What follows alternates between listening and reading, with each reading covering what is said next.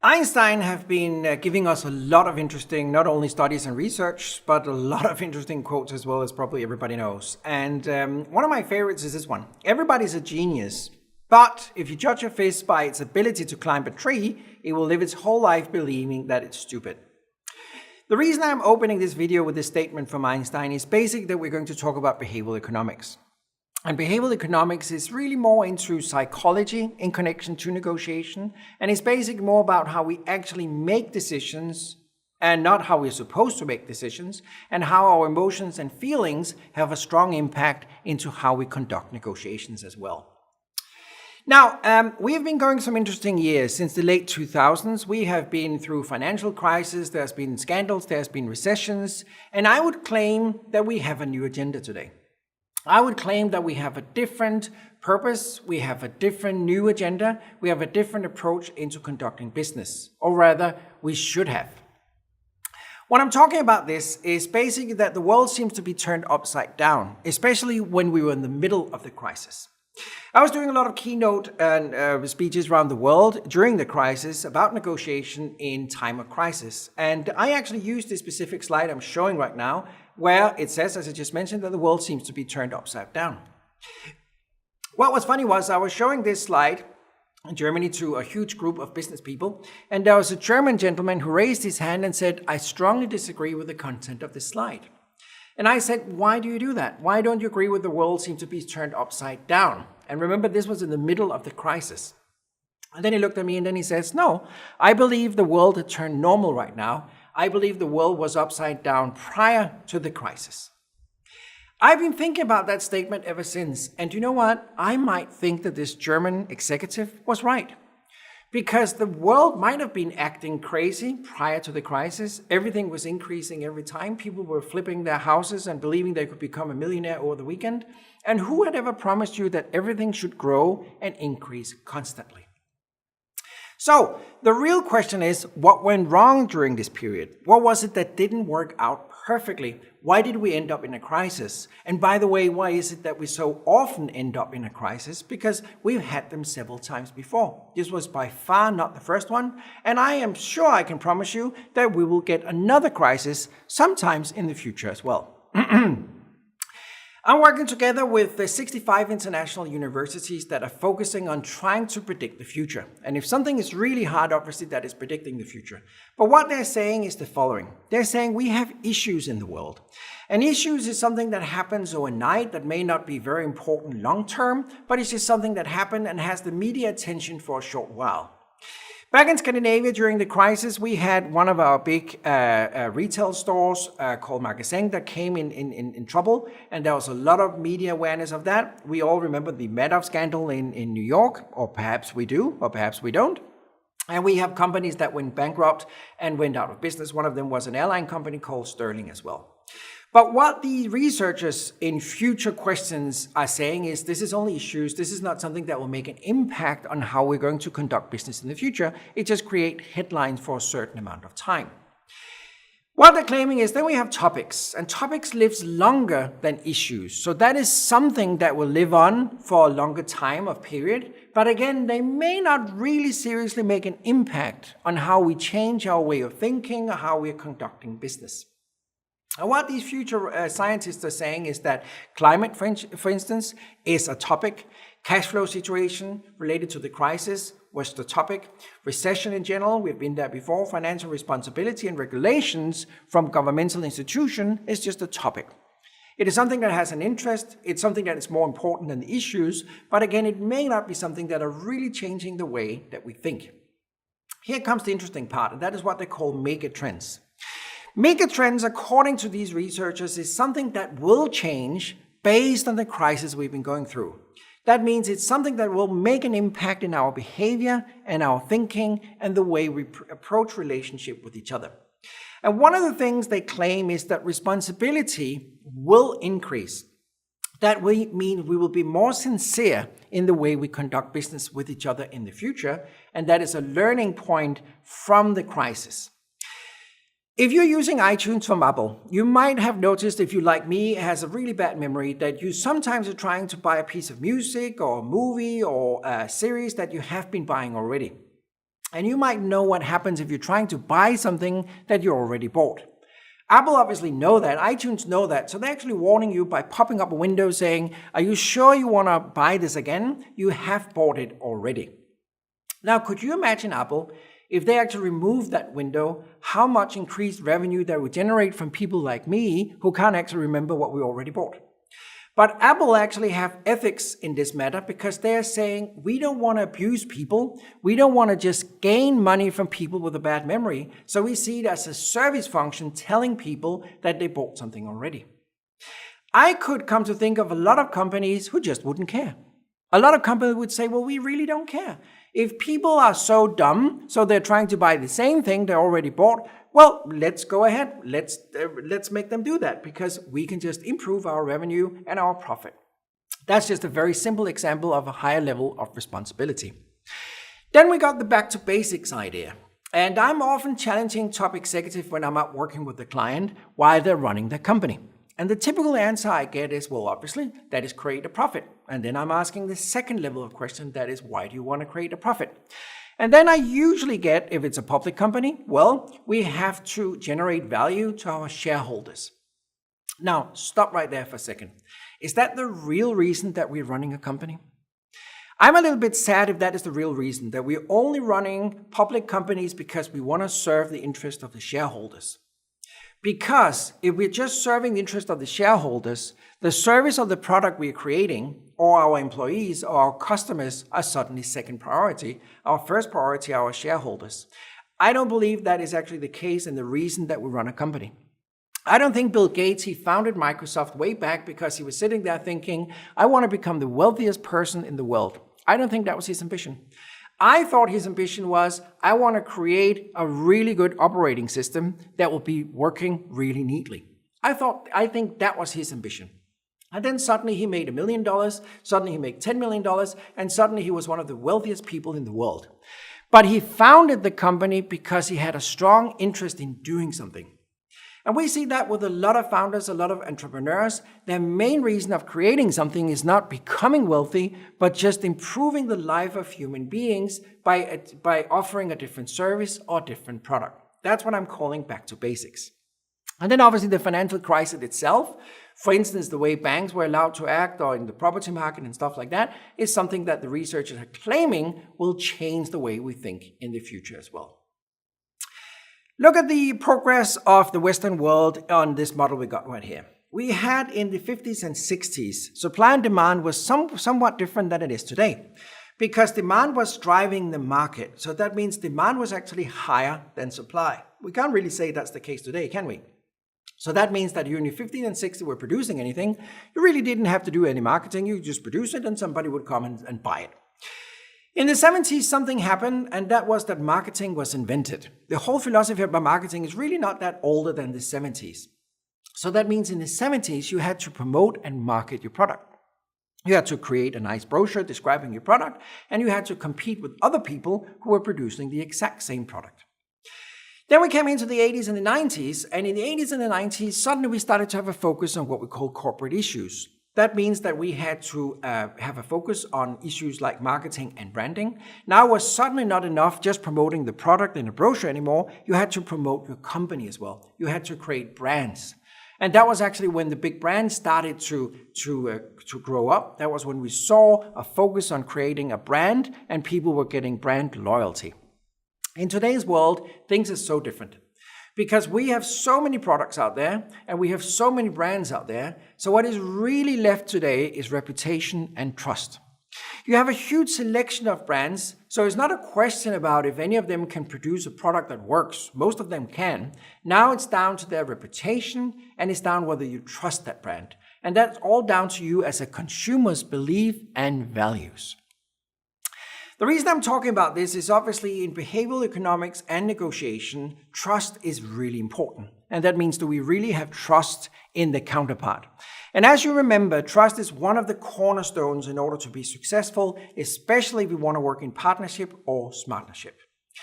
As you might recall, we are talking about our 15-85% model, where I claim that only 15% of the reason that you are successful in life is based on your formal education, your experience and the number of years you've been doing what you're doing.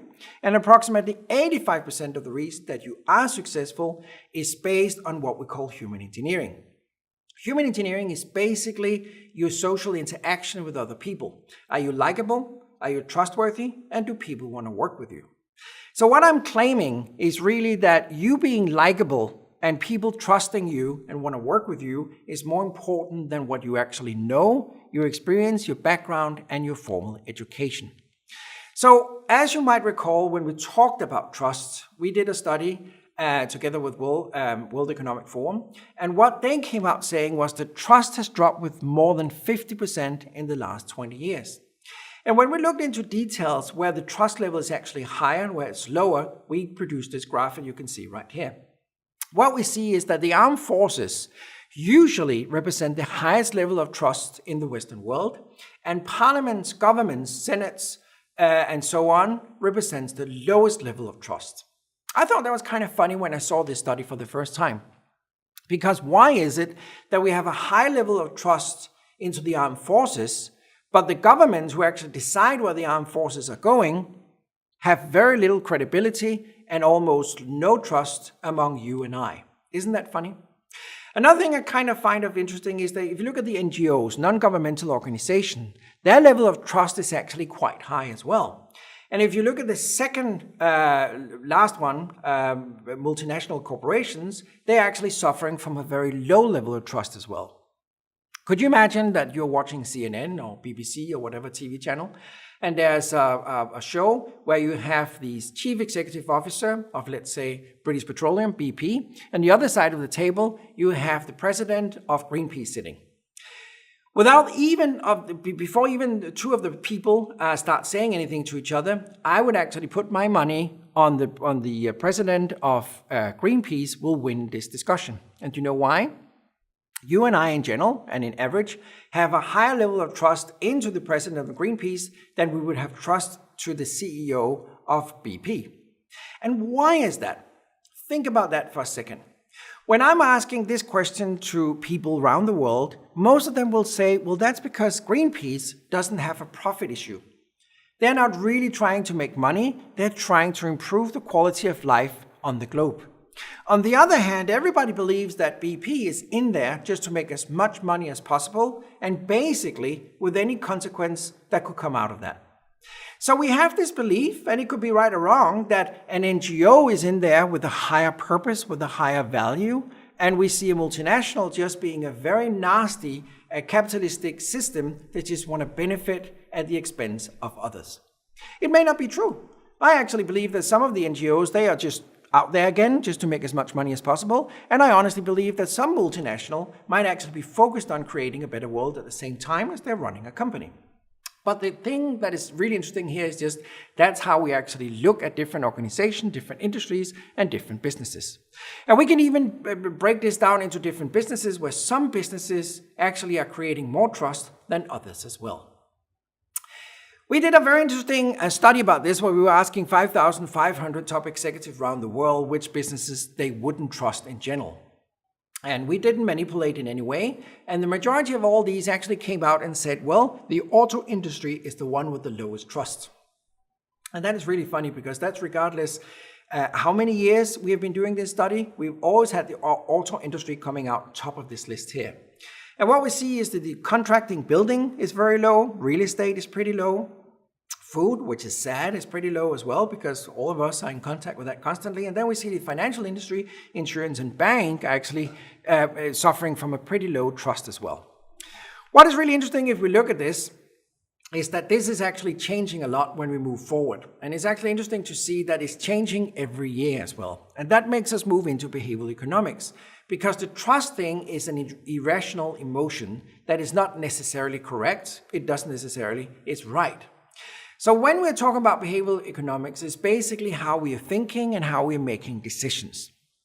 And when we look around ourselves, aren't we amazing as human beings? I mean, we've been able to create computers and space technology and medical technology and nuclear technology and you name it, we have created so much stuff that is just amazing. By all the animals on the face of the globe, by far we are the most advanced. So it is just very interesting to me that you and I are still making the same mistakes. We're still going bankrupt with our companies. We still forget where we put our car keys. We're still running out of money. We're still not doing a budget properly, and we still do some of the basic things at a very, very bad with a very bad approach. So obviously, even though we're getting more advanced in some areas, we keep repeating the same mistakes over and over again. I'm often asking this question when I'm up doing a keynote speak, and my question is often, how many of you in the audience are married? And obviously I get a number of hands coming up. And then my second question immediately after the first one is, and how many of you expect to be married with the same partner 20 years from now? And you know what's funny? I always get almost the same amount of hands. Everybody believe that they're going to be married with the same partner 20 years from now. But what is really interesting is that a lot of them are wrong. Because obviously we know the divorce rate in some countries all the way up to 50%.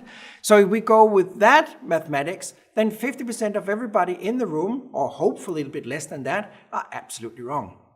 And why is that? That is actually because we have an estimation about our own future that is sometimes optimistic versus what is reality. So we have a tendency to overrate our own intelligence in order to create a conclusion. Let me ask you this following question. I am just showing you two gift cards here on the screen. There's a gift card A and a gift card B. Gift card A represents a value of $100. Gift card B represents a value of $200.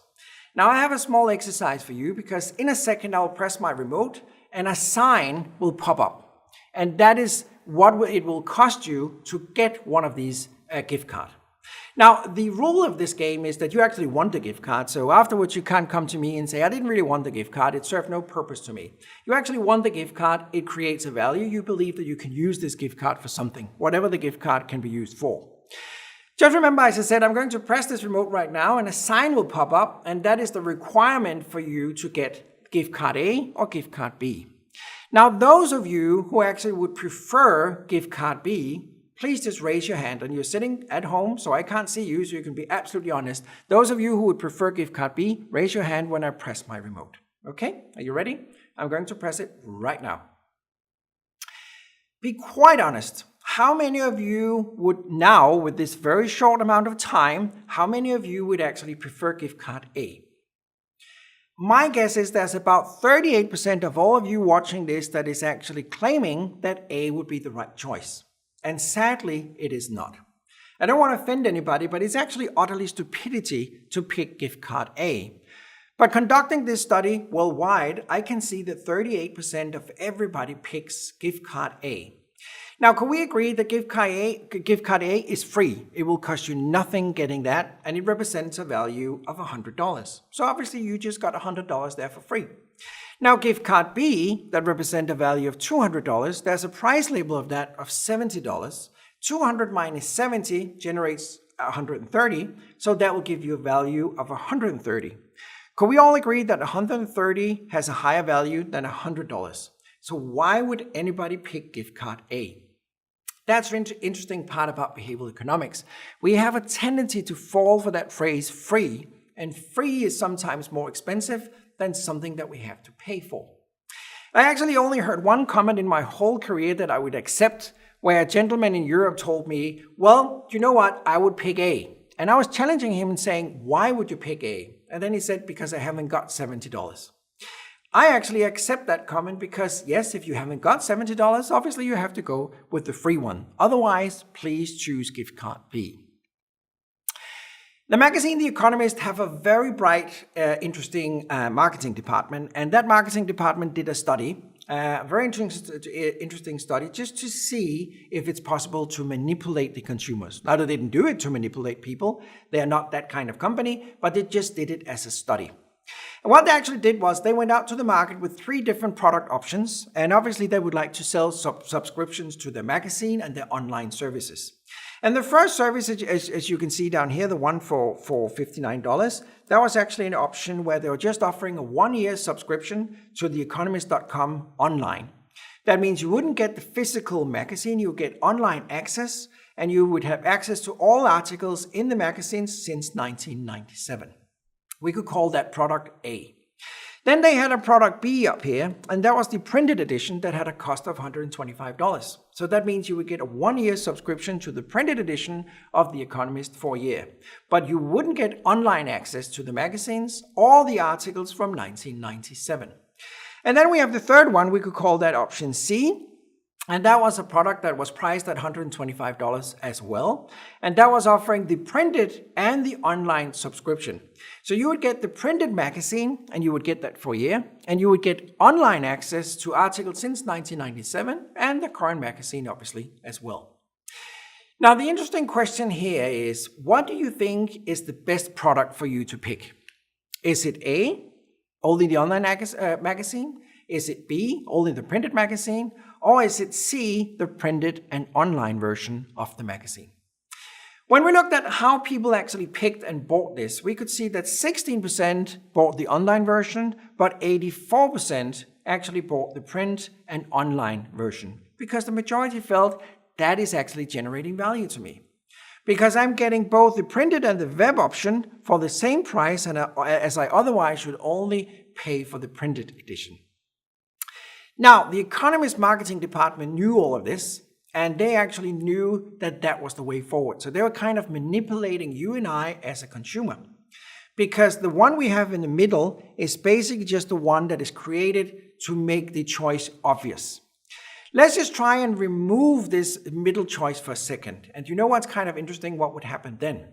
Now we're only left with 2 product options. We have theeconomist.com as one solution right here, the online version, and then we have the printed and online version at $125. If we were only offering the market these 2 options, suddenly the whole thing shifted. The majority would now pick the $59 solution, only access to the online version, and the remaining part, 32%, would pick both the printed and the online version. What is interesting here, ladies and gentlemen, is that if the Economist have gone to market only offering these 2 product options, they would have lost revenue and profit. Because as you saw in the previous slides, the majority would actually pick the solution C right here, and the minority would actually pick solution A. Now, this is what we call manipulating by behavioral economics, because we're basically throwing in a product where we know nobody will buy that, but it's just there to help us generate the attraction to the product and the service we actually want to sell. The same thing happens in negotiation. You'll find that you can be manipulated, and you might think that you made a decision yourself, but you actually helped into making that final decision. Also, when we talk relativity, that is relative really, because let's look at this thing here. I'm trying to sell you a house, and real estate agents probably know this rule as well. I'm trying to sell you a house, and I have a house A, that could be a house made out of wood, and I could have a house B, a house made out of stone. Now, we have these 2 houses here, and I know if I'm presenting these 2 very different houses to you, you as an individual will have a really hard time making a final decision, because the 2 products are so different, so it's hard for you as an individual to make a decision. We know in behavioral economics that human beings like you and I, we are only really comfortable making decisions when we can compare 2 things. So if we are comparing a chair to a football, that makes it really hard for us to compare how the price should be on the chair versus the football. Where on the other hand, if we're comparing 2 footballs, it becomes pretty easy. So what this real estate agent is doing here, he's throwing in a different house that is also made out of wood, but perhaps has a lower quality. And that is what we call the minus A house. Because the minus A house is very similar to the A house up here, but what we know is that the minus A house may have some faults. The roof might be leaking a little bit, or the door might be awkward or something like that. Because we now know that the potential buyer will now obviously choose A. Again, he will choose A because he can compare minus A and A, but he has a really hard time comparing B to A. So that's why it's going to be an A solution up here. The last thing I just want to share with you is Sarah. Sarah is 31 years old. She's single, she's extrovert, and she's intelligent. She's been studying philosophy. She's been engaged in questions concerning equality and social justice, and she's participating in a number of anti-nuclear demonstrations. Now, I have a question for you, and that is she a bank teller, or is she a bank teller and an active feminist? And let me just help you a little bit by saying she is employed in a bank. She is a bank teller. So the question for you right now is basically just, is she only a bank teller or is she a bank teller and an active feminist? Spend just 1 second thinking about the answer to this one. What is funny, again asking this question around when I'm doing my lectures and speaking engagement, is that we see a huge number of people saying that's a B. She's a bank teller and an active feminist. And I'm often asking why, and then people obviously just point to the description of Sarah up here. But in reality, it's very unlikely that she is a bank teller and an active feminist. Look at the mathematics in this case here. We have women over here who are bank tellers. Obviously, that's a number we got over here. Oh, sorry about that. We have to jump back. We have a number of women over here who are bank tellers, as you can see. And then we have women who are active feminists. These are two huge groups of people. But the amount of people who are both is very limited. So that means the likelihood of Sarah being both a bank teller and an active feminist is actually the smallest potential versus that she's just a bank teller or an active feminist. So this is basically how behavioral economics works.